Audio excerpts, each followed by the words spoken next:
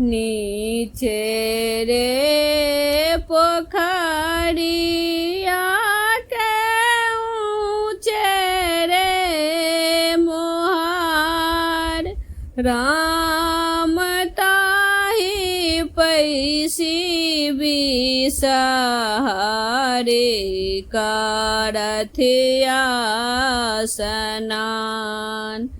राम ताहि पैसी बिसहारे करथिया स्नान नहाए सोनाए बिसहरि झारथि केश राम सोना के कंगहिया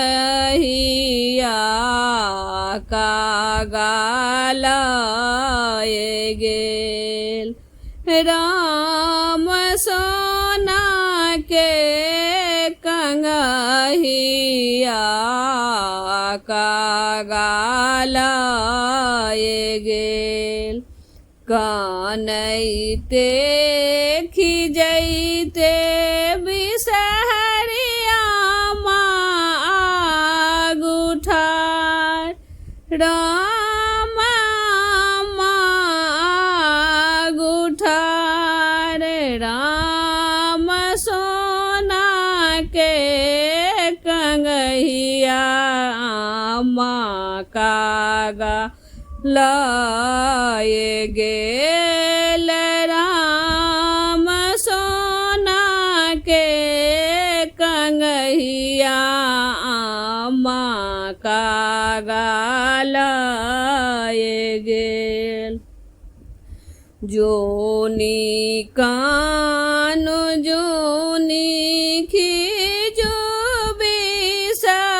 बिसहरि माय राम सोना के कंगहिया आनी देव राम सोना के कंगहिया आनी देव फल माद गुआ बनई वेद माधे पान राम देवी माधे बिसहरि जगत लोक जान राम देवी माधे बिसहर जगत लोक जान।